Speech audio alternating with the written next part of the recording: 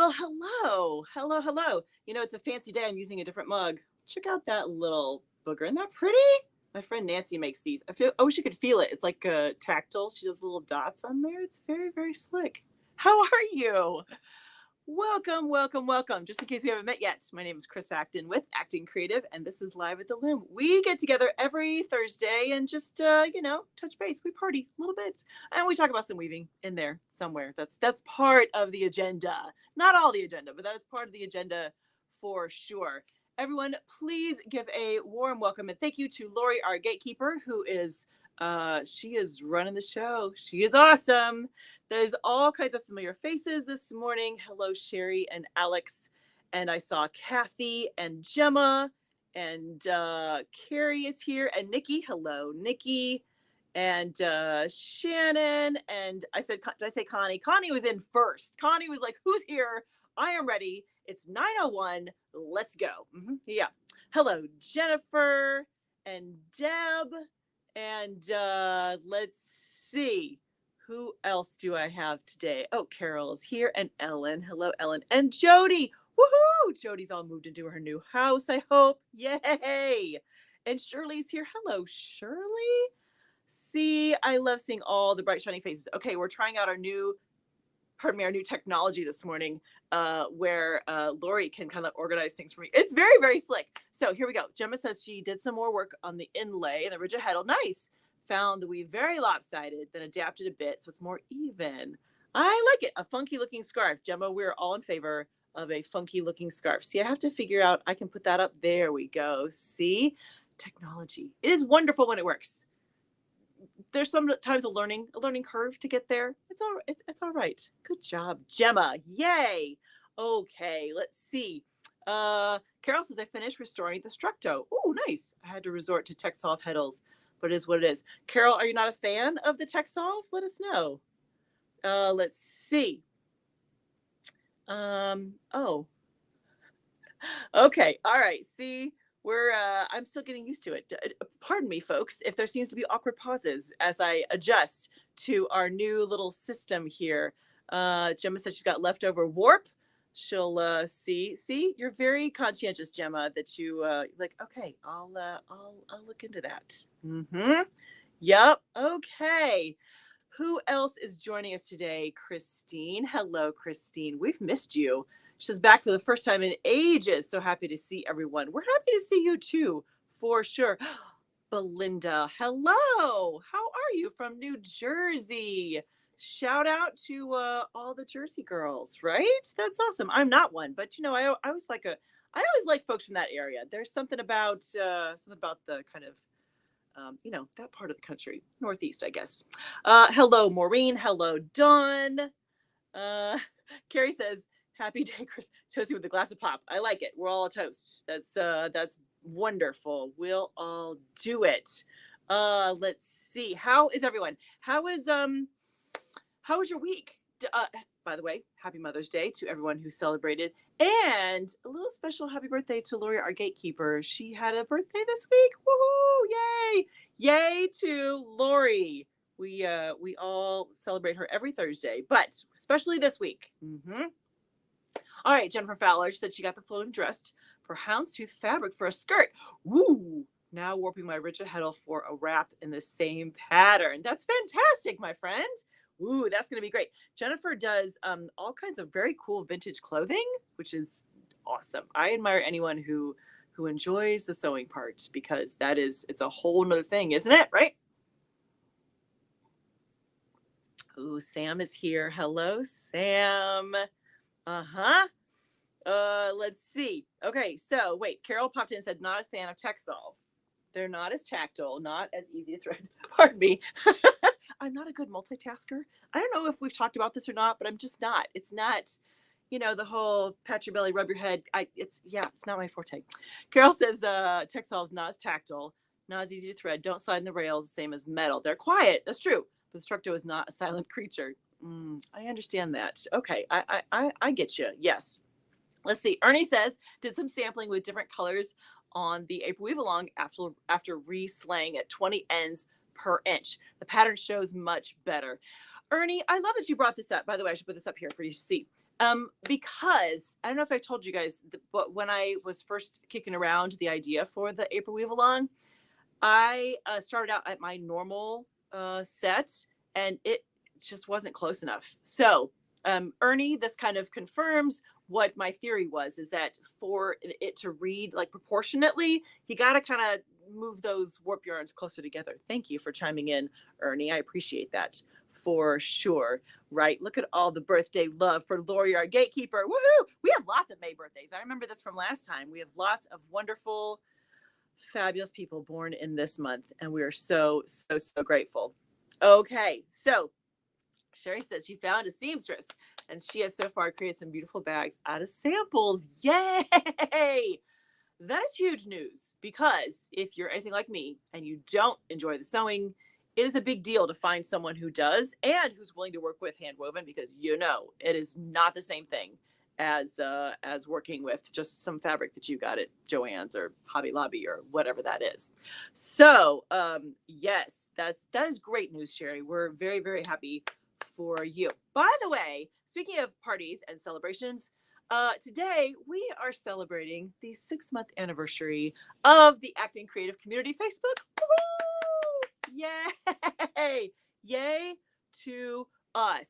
It has been, truthfully, it's been over 6 months. But, we had that little weave along in the way. So today is the party. I hope that if you're a part of the group, you will watch for some fun posts that we're putting throughout the day. And if you're not yet part of the group, that you'll come over and join us. I realize that not everyone's on Facebook, so that is totally fine. But if you are on Facebook and just haven't had a chance yet, here's the link, friends. Here's the spot. If you type in Acting Creative Community, it'll take you right there. Just be sure to answer some questions. But I'm so proud of everyone because, this group, as we've talked about, is for the community, run by the community. I am just sitting back and on occasion liking a comment. That has really been my role. I pop in to say hi, of course.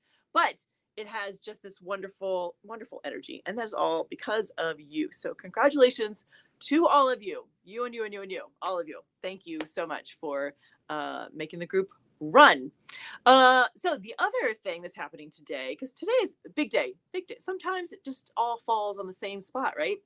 It's our monthly small group Zoom chat. Woohoo! Yes, in fact, it is.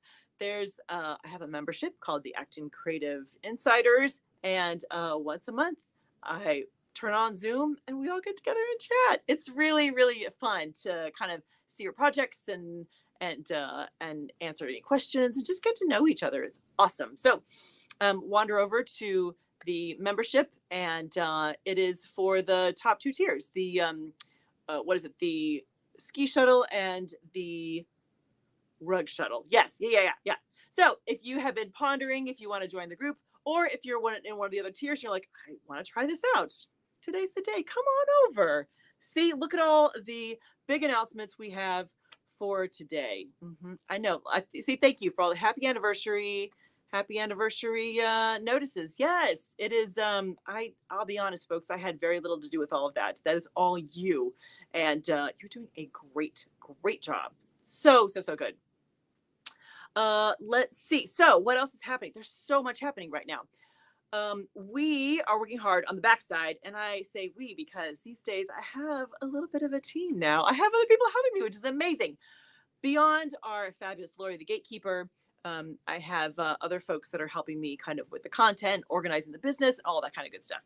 So one of the things we've been working on creating and then releasing a class called Reading a Weaving Draft. My titles, I try to make sure my titles are very obvious. What is this class about? It's about reading a weaving draft. That's it in a nutshell. The class is going to be live next Monday is when it's released. It's going to be so good.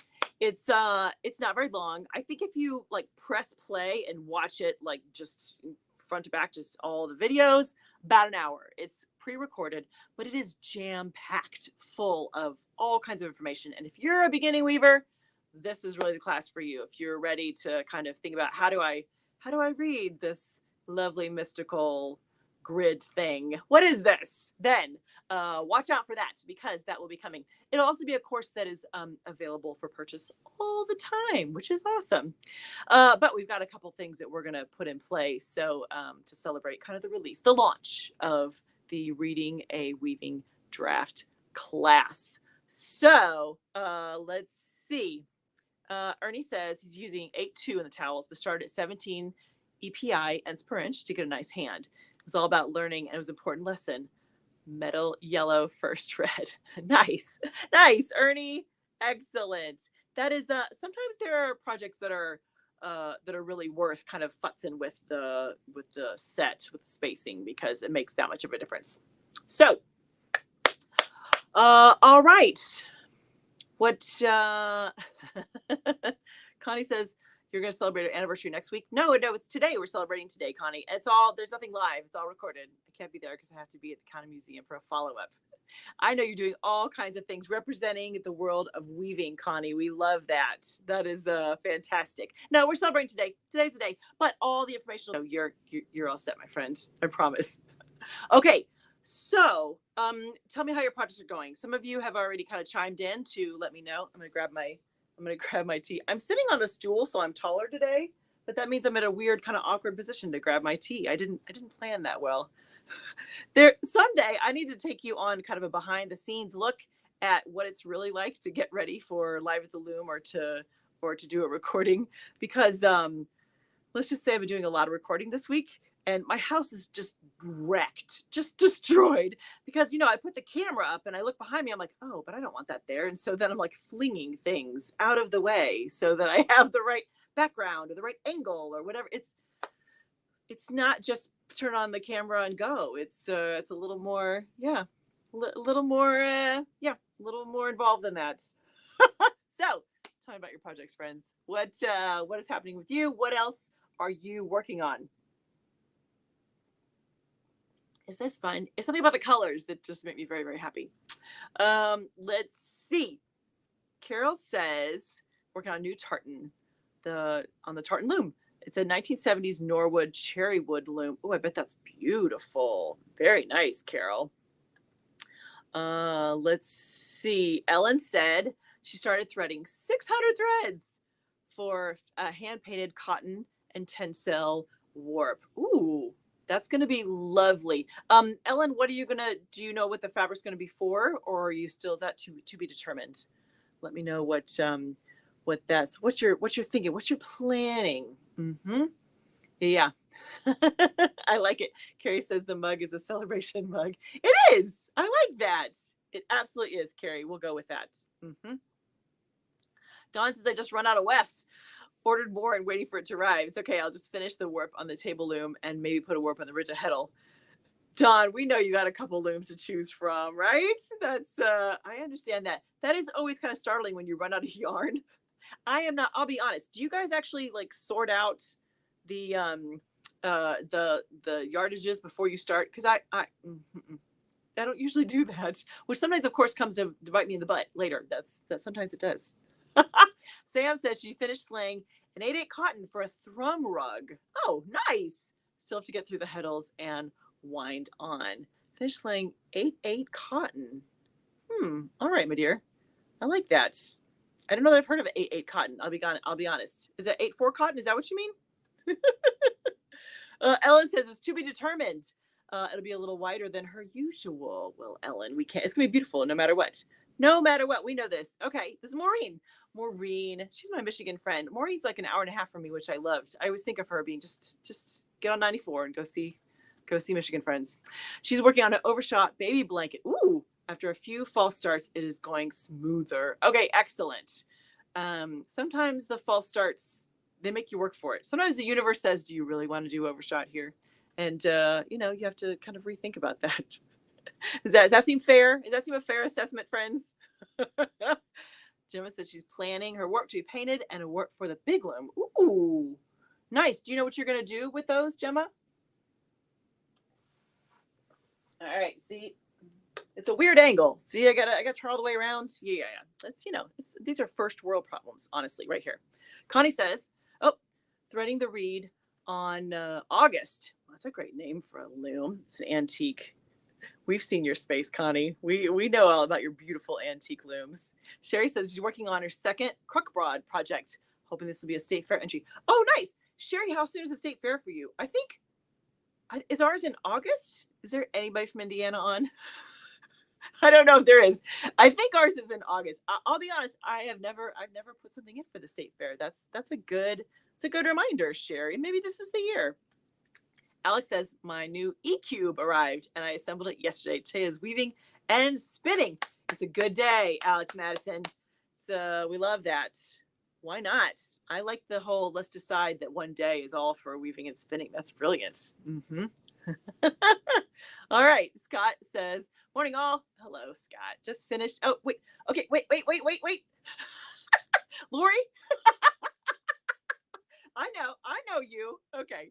She says, let's see. Scott says, just finished assembling my new warping reel. Oh, eager to wrap my new project. Nice. Oh, that'll be fun, Scott. Keep us posted on how you like that. Hello, Deb. Started to weave shadow weave baby blankets. It'll take a while.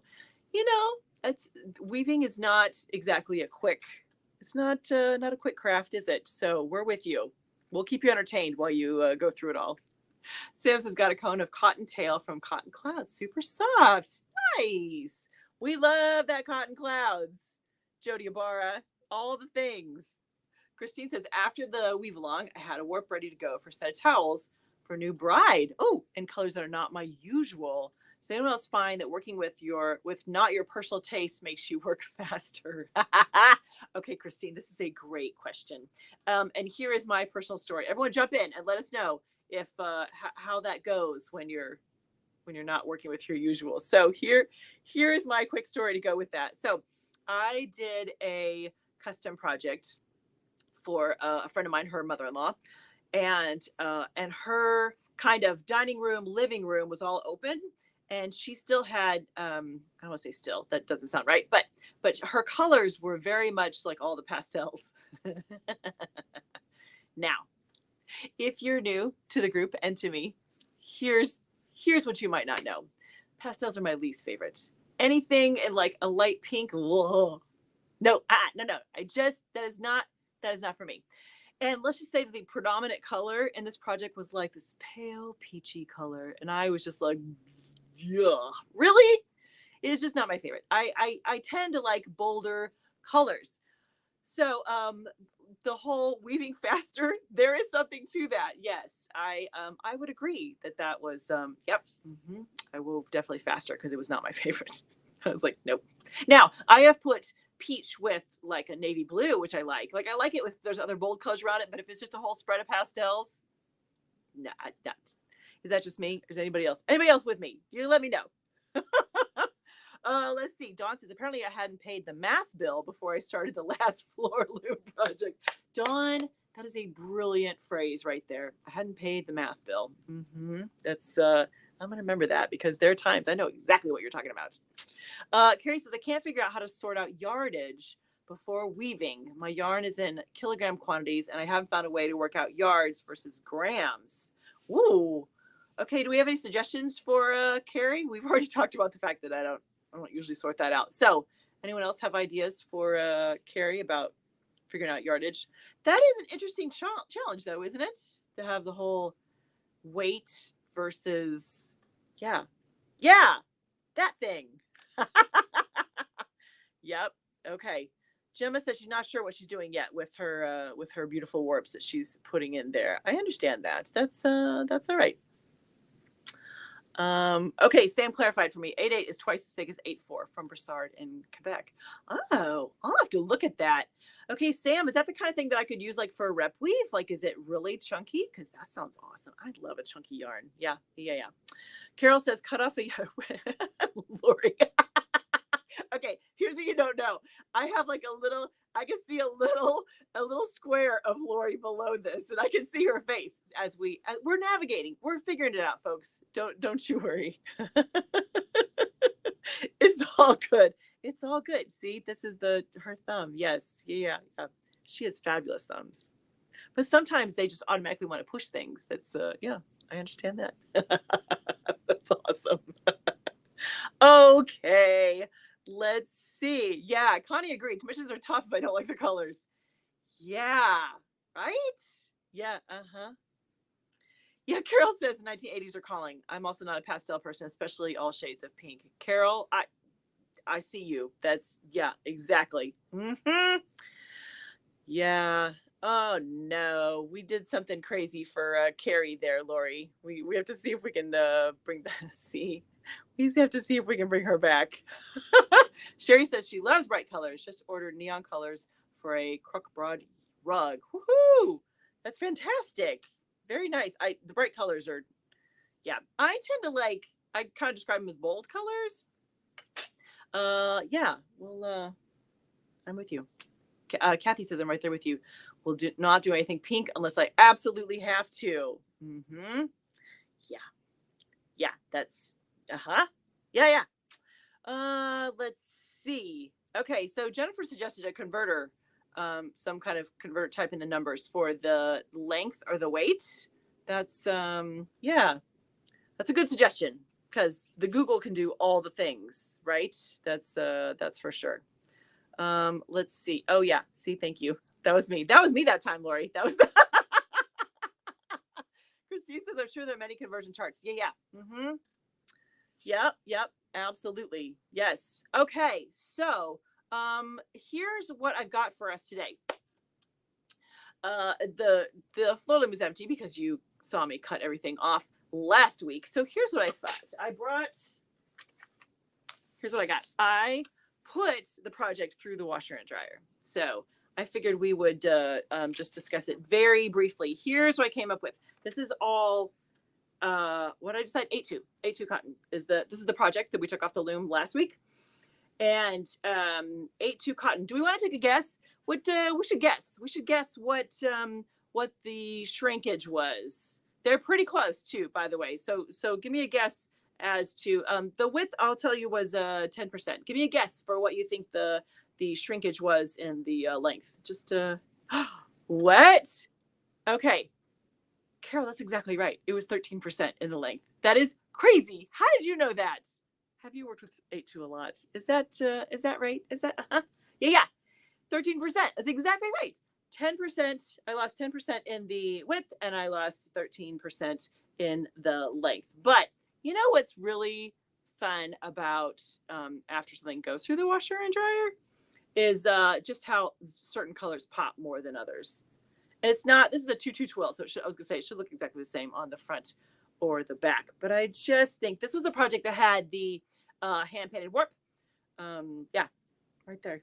Look at okay, but look at this moment, like right there. I love that.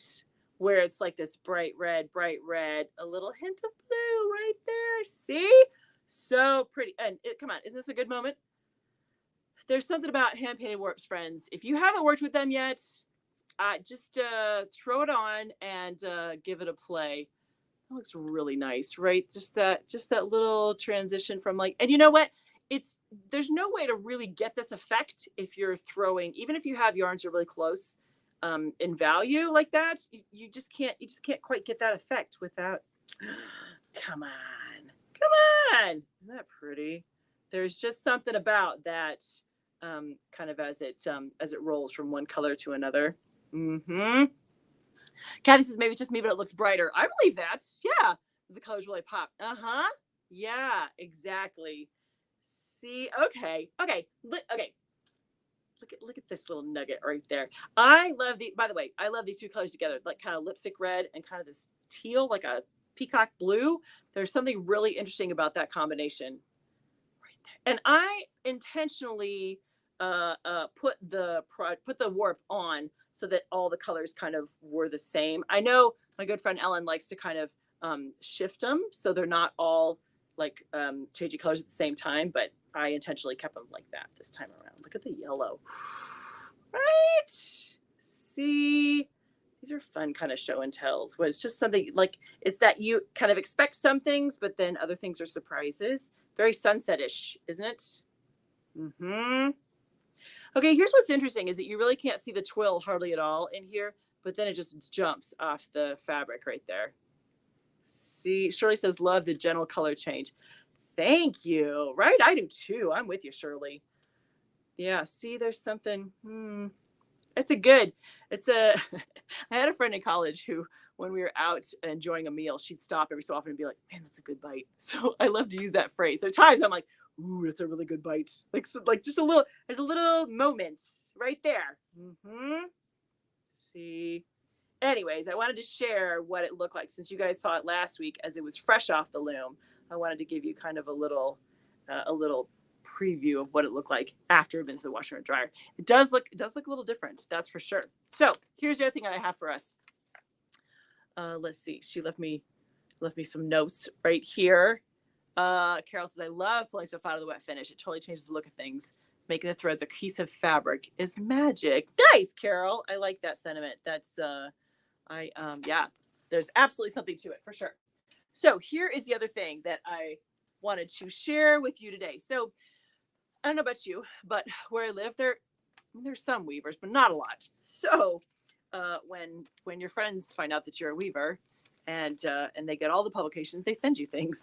So, and does anyone get the New Yorker? Do you guys get the New Yorker magazine? Did you see this? My dear friend Janel just popped this in a card and sent it to me, which is very, very sweet of her. But it's an article all about Annie Albers. Go figure. Look at us, a weaver in the New Yorker. We love that. So I'm not going to read you the whole thing because it's kind of involved. But there's this great, the intro is awesome. So bear with me. So says, imagine you've been born in 1899. Imagine living through the invention of the Model T, the jet aircraft, the liquid-fueled rocket, and the computer chip. Now imagine looking back on all this in 1965 and writing as though with a shrug, how slow will we appear someday? We can relate, right? Takes an uncommon turn of mind to survive decades. Let's see. It takes an uncommon turn of mind to survive decades this dizzying, and then sum them up with perfect nonchalance. But a lot of the greatness of Annie Albers lies in her ability to stay undizzied and keep doing her thing year after year. Not that she was afraid of innovation. Her thing just happened to be weaving, an art form that, by her own calculation, had not changed in any fundamental way since the Stone Age. I just thought that was fantastic. Anyways, it goes on to kind of talk about Annie's work just a little bit. It's not like a whole retrospective, but it's just kind of an interesting, the title is called Warp Speed, which is just, that's nice. That's a nice play. That's a nice play on the weaving stuff.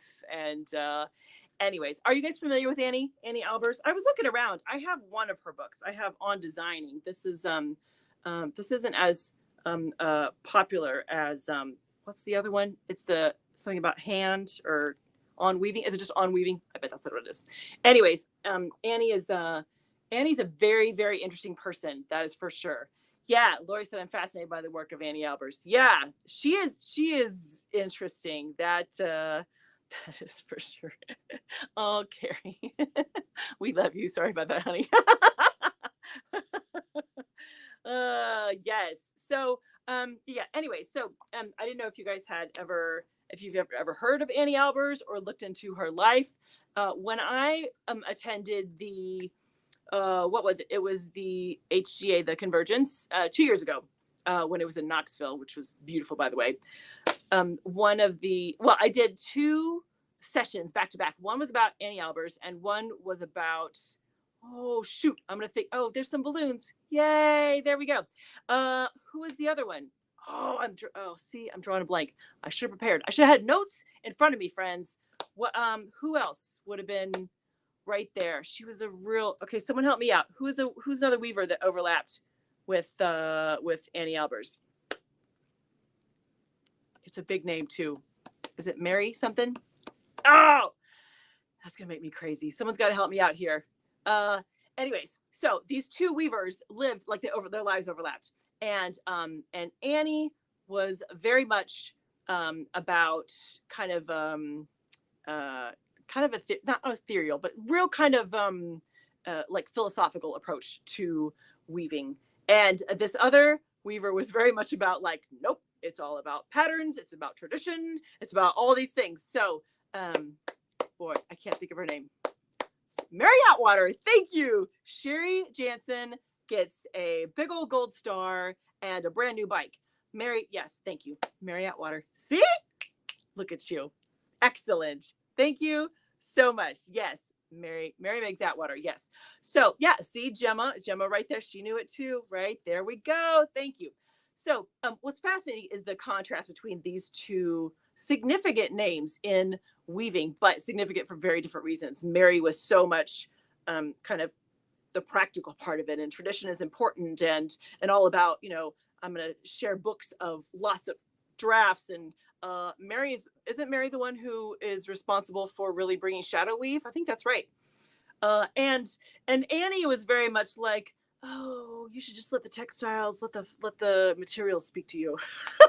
Which, okay, there's still a lot of value to that.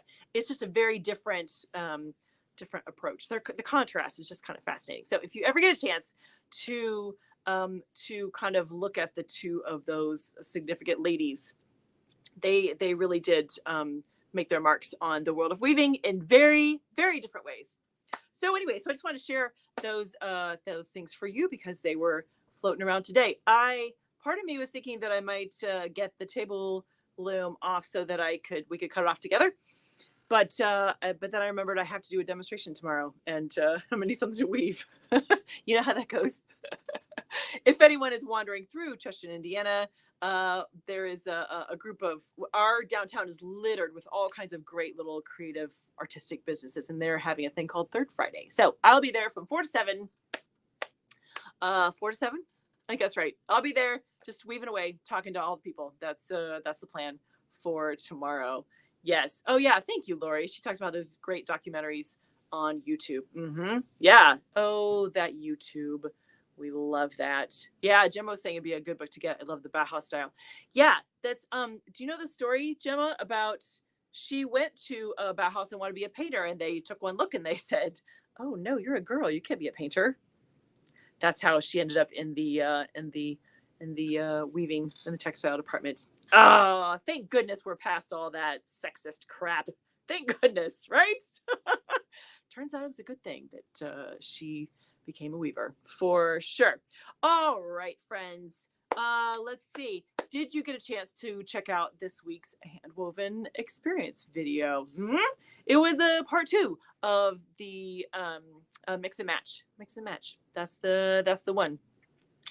Last week was all about mixing and matching fibers. This week was all about mixing and matching patterns. That's the word. Patterns. And part of that was inspired by the fabric that I just showed you, because I got it on in a hurry, and I thought, oh, I didn't put floating selvages in. How do I work around that? Well, let's mash up some patterns and make that work. So if you've never given that a try, mixing and matching a couple patterns all together, play with that. See if you like that. If that feels good. If that feels good in your bones, give that a go. But if you haven't had a chance to check that out, it's a sweet little episode this week. As we mentioned earlier, today we're doing our small group Zoom chat in the membership. Woohoo! Yes.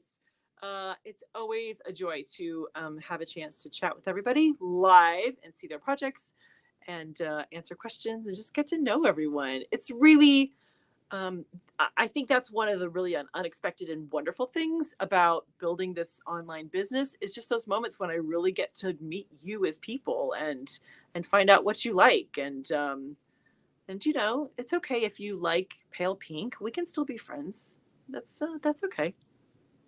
All right. What else do we have? Oh, and of course, I'll put this back up there. Today, we're celebrating 6 months of our Acting Creative Community Facebook group. By the way, a very special thank you to Sam and to Crow and to Sherry and to Bonnie, who are running the joint. They're the ones keeping it going. Make sure that everyone is, that they are feeling supported, and they're, doing the admin stuff, like letting people into the group and all that. I mean, they're really the ones running the place. So thank you. Honestly, it would not run without you. So a huge thank you to everyone who is helping organize and support the ongoing Facebook group. Let's see. And then I think there's just love notes left, right? If you aren't getting the the regular love notes every Wednesday. This week's, okay, so I don't know if you got a chance to read this week's love note or not, but it's well, let's just say that the whole topic was about if your food touches or not. That was the topic du jour. See, as I write these, which is very fun, I really enjoy writing them. I don't know if you can tell, but I really enjoy kind of coming up with things to share and little stories. And so the story for this week was all about having a divided plate and if your food touches each other.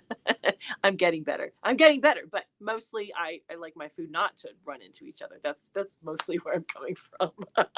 Anyone else? Is that just me? Who is it? I think it was Jennifer Fowler who emailed me and she's like, I get it. I see you. Mm-hmm. Yeah. Gemma says Annie was able to bring the Bauhaus mentality to the States. Yeah, she's in North Carolina. So Bauhaus is basically the German version of arts and crafts movement in Britain and the States. Gemma, thank you. That's I love that. That's a very astute observation. Yes. Christine says, just found an article on Annie Albers called The Eternal Renewal of Hand Weaving. That's a great title. I agree, Christine. That is a great title. Yes. Annie is yeah, because at the end of her life she wasn't weaving anymore. She was doing printmaking. Totally different. Can you imagine?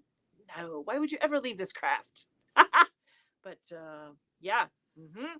Yes, thank you, Carrie. She says a great thanks to the back office gang. I know, they're amazing. Jennifer says ew. Food touching. See, this is why this is so fun.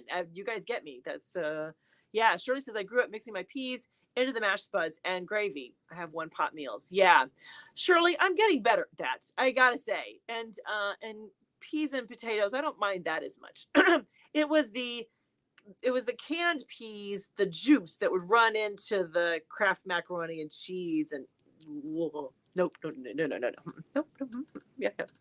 Kathy says, I love your letter on food touching. Sounds so much like me. Don't like touching things with food. Yeah. See, Kathy, I get you. Mm-hmm. Ernie says, I like my food not touching so I can bring it together on my fork when I want. Ooh.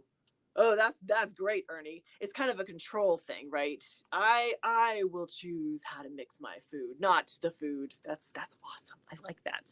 Mm-hmm. Yes, right. That's why you're my people. Exactly. Okay. Deb says just stir it up.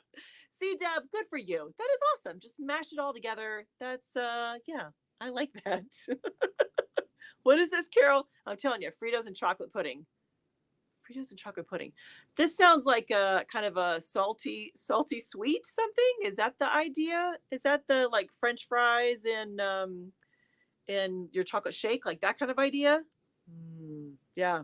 Connie says my brother not only didn't like food touching, but he had to eat one at a time. All the mashed potatoes, all the turkey, all the vegetables, that kind of thing drove my father crazy. Oh, interesting. Okay, but that speaks to my non-multitasking heart. Is that I'm gonna do one thing at a time. I kind of get that, Connie. That's Shannon says me not touching. Husband, great heaps of it all on his plate. Yes, right. My Uncle Bert was one of those that would just kind of, put it all in there and just go to town. I was like, whoa, Uncle Bert, what the heck? Yeah, Carol says French fries and frosty. Yeah, I'm not there yet. I love you all, but I'm not there yet. It's we'll see. We'll evolve together, and I'll keep you posted. Yeah. All right, friends. What's today? Today is the 15th. Next week, we're gonna do all this fun one more time. We're gonna keep working on Lori and her fabulous thumbs, and we'll figure out our system, and it's all gonna be wonderful. Let's see what else is coming. Oh, watch for Monday, because that'll be the release of the Reading a Weaving Draft class. There is today's the 16th. Thank you, Lori. Lori keeps me honest. Today's the 16th. Yes. So watch for next week the Reading and Weaving Draft class. If you're just starting out and you are just kind of figuring out where things go and how it all works, it's a class to kind of keep in your back pocket for when you're ready. But if you've been weaving for a little bit and you're like, okay, I'm ready. I want to be able to look at a book and look at a pattern and be able to interpret all the things. This is gonna be a great class for you. It's simple, yet there's a lot of information. That's how I'll say it. Gemma says, "How do I survive lasagna?" Okay, but see, that's one whole thing. That's one thing. It's not that the ingredients have to be separate. It's the thing, but it's the problem with the lasagna if it's next to, like something really runny and it runs into the lasagna. That's it. I know. We're complicated people. We are complex beings, folks. All right, friends. Next Thursday, yeah, let's meet right back here. In the meantime, you know what your homework is, right? Do something creative just for you. Just not for partners or children or neighbors or friends. Just a little something that just makes your soul happy. It's good for you. That's a little creativity. That'll be awesome. And then next week we'll meet right back here. Same bat time, same bat channel. That will be the plan. Thank you so much for being such wonderful, loyal folks to Live at the Loom. It's really awesome. It's I look forward to it every single week, and I really cherish all of your stories and your personalities and all of that good stuff. So until next week, right, everyone? Maybe weave a little something, and we'll discuss right back here on Thursday. Okay. Happy weaving.